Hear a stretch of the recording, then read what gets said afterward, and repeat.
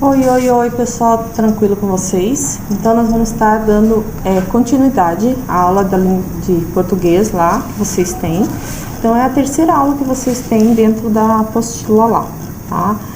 Então, ali tem uma tirinha que a gente vai estar trabalhando sobre esse assunto que está falando na tirinha, tá? Então, complemento dentro da língua portuguesa verbal e nominal que nós temos, tá? Então, o que é a regência verbal e nominal? A regência é a relação da subordinação que ocorre entre o verbo e seus complementos. Tá? O que é subordinação? Que um tem que obedecer o outro. Ocupa-se em estabelecer relações entre as palavras. Essas relações têm verbo no plural, no singular, tá? Para que não aconteça frases ambíguas, que a gente expresse aquilo que realmente deseja e que isso forme uma frase clara, concisa e correta.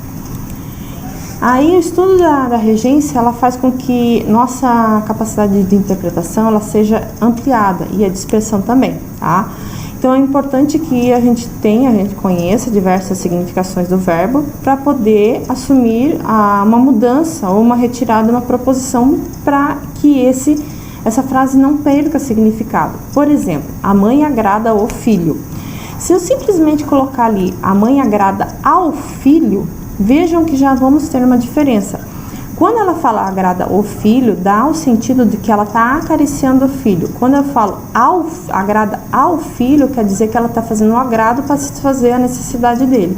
Então, uma simples troca de letra pode mudar a regência, pode mudar totalmente o significado daquilo que a gente está querendo passar, tá? Então, dentro desse verbo regente, nós temos verbos que são verbos diretos e verbos indiretos. Por exemplo, Maria ama Pedro. Maria ama quem? Pedro, direto. Nós gostamos de ordem. Ordem, objeto indireto, tá? Então, aí o verbo é regido por um objeto indireto. Como você observou, né? Há o verbo que são completados por direto e o indireto. E aí nós temos verbos, tá? Que tem alguns que eles podem ser direto e indireto, tá? Conforme a colocação. Tem alguns que só vão ser direto e outros só indiretos. Porém, tem alguns que são os dois. Aspirar, transitivo direto com o sentido de sorver e tragar. Por exemplo, tá? Nesse caso aqui ele é direto. Aspiramos o ar da manhã. Quer dizer, a gente respirou. Agora ele vai se tornar transitivo indireto quando eu estiver falando no sentido de pretender alguma coisa. Ele aspirava ao cargo. Nesse caso, aspirava quer dizer que ele desejava aquele cargo. Aí ele se torna indireto. Aí outro exemplo é o verbo assistir, tá? Quando eu falo no sentido de socorrer, ele é direto. Tá? A mãe assistiu o filho doente, o médico assistiu o doente até o fim. Nesse caso aqui, ele está socorrendo uma pessoa que está doente, então ele é direto. Agora ele vai se tornar indireto quando a gente estiver no sentido de presenciar, tá? Estar presente. Eu assisti o jogo, tá? Quer dizer que ele está presente ali assistindo o jogo ao final do filme, ao final da novela, tá? E a novela.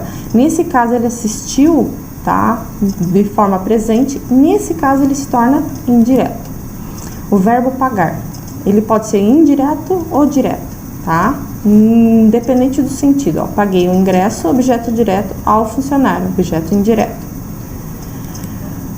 Esquecer e lembrar também é direto e indireto. Então, ó, esqueci o recado, objeto direto. Esqueci-me do recado, indireto. Então, tanto um como o outro ele vai se tornar direto ou indireto. Obedecer e desobedecer são geralmente empregados como objeto indireto, mas atualmente, tá? E o povo em geral coloca ele de forma de objeto direto. Por exemplo, obedecemos aos pais, obedecem às leis, desobedecem aos regulamentos. Então, vai se tornar de forma direta. O verbo perdoar, tá? Quando eu uso objeto direto para a coisa, tá? E indireto para a pessoa. Por exemplo, perdoamos as dívidas. Nesse caso, como é para uma coisa, é objeto direto. Quando é para a pessoa, não lhe perdoaram a culpa. Aí está se referindo à pessoa, aí ele vai ser indireto. O verbo preferir, ele é transitivo indireto. Não constrói uma locução conjuntiva do que e o advérbio mais, tá? Prefiro sorvete à limonada. Prefiro o livro à revista. Prefiro o teatro ao cinema. Vocês estão vendo que ele não tem o do que nem o advérbio mais? Então, ele é transitivo indireto. Simpatizar não é pronominal. Usa-se com a preposição com. Simpatizo muito com ela. Simpatizei com ela. Errado eu falar simpatizei-me com ela. Nesse caso, ele não entra essa colocação pronominal, tá?